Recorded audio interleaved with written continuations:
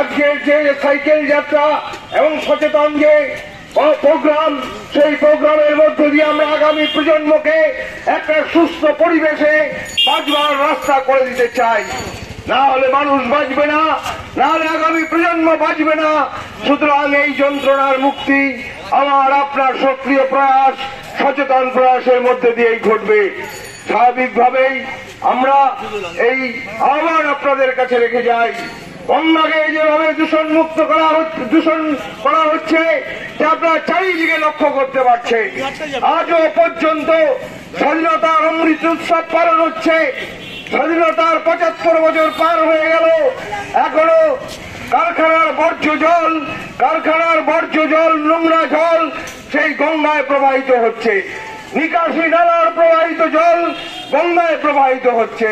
সুতরাং এই যে গঙ্গাকে দূষণ করা হচ্ছে, সেই গঙ্গাকে আমরা পুজো করি, সেই গঙ্গার জল আমরা বাড়িতে নিয়ে যাই, জোয়ারের সময় মানুষ এসে জল নেন, কারণ জলকে আমরা মনে করি পরিশুদ্ধ পাচ্ছি।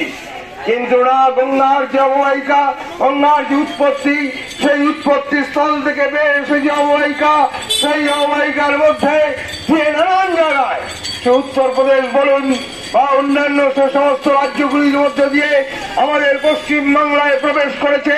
সমস্ত জায়গায় আজকে শিল্পপতিদের যে শিল্প, সেই শিল্পের যে নোংরা জল, সেই জল এসে গঙ্গায় ফেলছে। গঙ্গাকে মুক্ত করতে হবে। গঙ্গার চারিপাশে ভরে উঠেছে নানান রকম, গজিয়ে উঠছে নানান রকম পার্ক ইত্যাদি।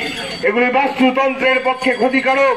আমরা মনে করি গঙ্গার পার্শ্ববর্তী অঞ্চলে যাতে মানুষ সুষ্ঠুভাবে গঙ্গাকে ব্যবহার করতে পারে, তার জন্য গঙ্গাকে দূষণ মুক্ত করতে হবে। আপনার আমার সচেতন প্রয়াসের মধ্য দিয়েই এই কাজ এগোবে।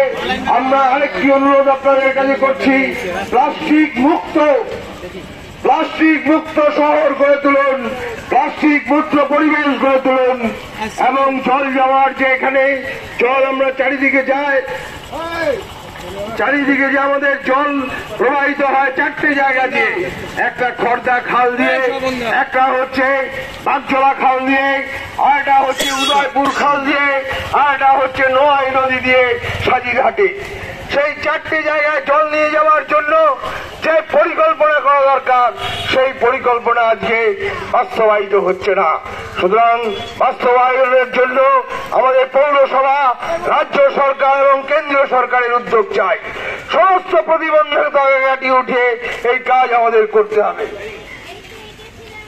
এখন আপনাদের সামনে আমাদের বিশিষ্ট সমাজসেবী স্বপন দাস কিছু বলবেন।